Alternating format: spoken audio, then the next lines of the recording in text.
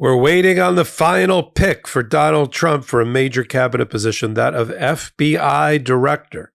And now that MAGA has lost their favorite child, Matt Gaetz, and isn't that thrilled with Pam Bondi as replacement, they're looking for a head. They're looking for a scalp, and they want their FBI director to be as MAGA, QAnon, down the rabbit hole, bat you know what crazy as possible. Kash Patel's stock has just gone up, and somebody that would have been sober and normal and an adult and a former FBI director like Mike Rogers is down. Speaking of up and down, I'm on the Legal AF YouTube channel. Take a minute, hit the free subscribe button, and I'm at the intersection of law, politics, and national intelligence and the FBI. Here's what I'm talking about. Everybody's wondering and tapping their foot, what's going on with the FBI director? What's taking so long? Well, Donald Trump wanted to make sure his Department of Justice Attorney General was in place first, because the two ways for him to try to destroy and dismantle what he refers to as the deep state, or what I refer to as career, loyal, American civil servants doing their job for justice, is to have his, two sledgehammers. One is the Department of Justice Attorney General. Is Pam Bondi going to be the sledgehammer? I mean, she can barely put a sentence together. I'll show you that in a minute. Maybe she's MAGA. We know that. And the other one is that FBI director. Now, Mike Rogers, it was an interesting potential pick, and his name was floated out there. But as soon as conservatives and normal, fair-thinking people were like, that's not a bad pick. Former FBI director, congressman, he chaired the House Intelligence Committee. Sounds pretty good. As soon as that happened, it freaked MAGA out. They're like, no, he's deep state. He's deep state, deep state. What are they pointing to about Mike Rogers? Well, Mike Rogers, besides his career in national intelligence, also was a co-founder of something called the Alliance for Securing Democracy. Sounds bipartisan. It was. It is. It does. That's not what MAGA wants. They don't want bipartisan. He also has made comments that we all believe in, all fair-minded people believe in, which is the Russians interfered with the 2016 election. The Russians interfered with this election. I mean, I don't know why that's so shocking. It's not shocking to anybody who's a Democrat. It's always shocking to Republicans because they benefit the byproduct of Russian interference, Russian trolling, Putin manipulation through misinformation, disinformation, and brainwashing campaigns through social media picked up by MAGA and podcasters from MAGA is suppression of the vote, is making people hate the Democrats and love Donald Trump. That is voter interference. That is election interference. And Mike Rogers called it out when he was with the FBI and then in elected office. Of course, that is the death knell. That is not what MAGA wants. So who's picking the FBI director? It's some combination of Don Jr., right, and super MAGA crazies that are already in his cabinet, including on his transition team, like Tulsi Gabbard and the others. They're gonna replace Chris Wray as FBI director, bipartisan. Serve presidents, Republican and Democrat, but they don't want that. Now, the scariest pick, and I'm going to come back and tell you this is going to be it. I'd be shocked if it's not Kash Patel. Because Kash Patel, they were talking about Kash Patel for deputy FBI director because he doesn't have any experience at all in this type of FBI police work, investigative work, or what it does as an institution, or what it's supposed to do at all. Zero. His claim to fame is he assisted Devin Nunes, who's now, had been running things for Truth Social when he was a congressperson in California. No experience. They made him the deputy to the acting, to this, to that, in the Trump administration the first time around. He has no experience. But Kash Patel says crazy and outlandish things that make MAGA really happy. And when people do that, they usually get pretty good jobs within the administration. Stephen Miller says some crazy shit out loud. He's now the deputy White House chief of staff. He's the one Stephen Miller's the one, when he's not designing the immigration programs that put children in cages, says things at the Madison Square Garden rally like, America is only for Americans. Okay. Kash Patel's right up there. Kash Patel says out loud, he's going to use the FBI and the Department of Justice, if he gets his hand on it, to go after the enemies of Donald Trump, including Democrats, including the media. That's Kash Patel. That was the week leading into the election. It wasn't like something he said like during his, that was some youthful indiscretion of something I wrote in 2020. Like, no, that was a week before the vote.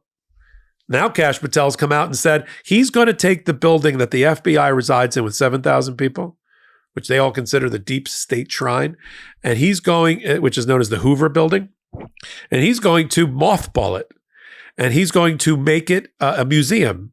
That I'm not making this up. This is Kash Patel. He's going to make it a museum that's a shrine to the deep state. This is how they think. And then listen to this. He said he's going to take the 7,000 people in there and spread them out around the country and have them do their job of being cops. Has anybody picked up yet why he's not qualified to be the head of the FBI because he doesn't understand its mission or its calling? They're not cops. But no, he's going to send them out to be cops, to go be cops and shut down the FBI building. And that is red meat that MAGA can get behind. So when they thought they had Matt Gaetz, they were like, oh, Gaetz is good. That was top sirloin red meat, that was fed to the MAGA. And then they were okay with Kash Patel being in a job that he's also not qualified for, but slightly less unqualified for, which would be the deputy head of the FBI. But now that Gaetz is out, look for this is Patel's star rising, because MAGA is picking the FBI director. And if you're a career FBI agent or staff or analyst, and you worked anywhere near or around Donald Trump's prosecutions, your career is effectively over. I mean, the DOJ career prosecutors and staff are out actively looking for jobs because Donald Trump, through obedience through terror, has already threatened them and said he's going after everybody that went after him or anybody that he likes, and he's going to remove them and pick them off and fire them from their jobs. And he's going to change the law in order to allow for that. So that has led to a lot of DOJ and FBI people who are currently actively looking to get out of and dashing and ending their careers, which will hollow out these institutions from the legacy knowledge and institutional knowledge that's necessary to protect America, and replace it with MAGA, who are just going to pop champagne bottles, but we're going to be less secure as a result. Kash Patel knows nothing of the mission of the Federal Bureau of Investigation. The fact that he calls them cops is enough for me. And he's going to have a hard time, by the way, getting confirmed. Usually it's a former federal judge or somebody that was a U.S. attorney or a senior leadership in the FBI, not a lackey who is out for blood and retribution for Donald Trump, who has got no experience in law enforcement. And what the FBI does to both stop terror attacks, break up crime, investigate, and help the Department of Justice prosecute, get indictments, and convict crime, he has no idea what they do. And he thinks the 7,000 people running around Maine FBI, Maine Hoover, are cops, like they should be out there writing parking tickets, or citations for potholes. I mean, it just shows you. But that's the kind of quote that's going to get used against Kash Patel in the confirmation. So we're again where we started. It's going to be up to the Senate to put a stop to these obscenely unqualified picks like Kash Patel, and have Donald Trump pick instead somebody who can get confirmed. Mike Rogers would have got confirmed. Kash Patel, it's less than 50-50. But Donald Trump wants to continue to try to satisfy MAGA because it's win-win. If he gets it through, he got this crazy through. And it flexed his political muscle. If he doesn't get it through, he can blame us. Oh, see? And then if a few more get picked off, then he can try this attempt with John Thune, the Senate Majority Leader, where they try to put the Senate into immediate recess for 10 days, put up the gone fishing sign, and let Donald Trump just do recess appointments in that 10-day period of everybody he wants to appoint who'll get the job as acting for 2 years. I don't see the Senate doing that. It would be unconstitutional if they did, and there would be a series of lawsuits that would be filed that would start in the District of Columbia, which is a moderate to democratically appointed area. It's not a Republican courthouse, so to speak. But then it ends up going to the United States Supreme Court. Ultimately, we'll have to see what they would do. I don't think they're going to be that happy with it either. They like things like separation of powers. They don't like to see one of the two branches get into bed with the other, like the Senate go to bed with Trump. I don't even like to think of that imagery, but they don't like that. So I think even that they would find, no, you don't get to just put the Senate out of business for 10 days with an artificial recess in order to bow down and bend over for Donald Trump and let him make you into a lackey and abdicate your Article I responsibilities to give advice and consent and hold public hearing. I don't even think this MAGA Supreme Court would find 5 votes for that. I've been wrong before. I'll be wrong again.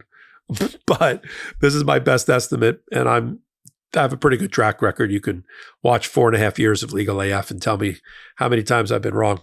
In any event, I'm glad you're here. Legal AF, take a moment, hit the free subscribe button, come back regularly. We're posting 5, 6, 7 videos a day right here. We got a community page that's outstanding. We got a shorts page that's outstanding. We got a podcast, Legal AF. All of my work is here. All the Legal AF work is here in one place for you.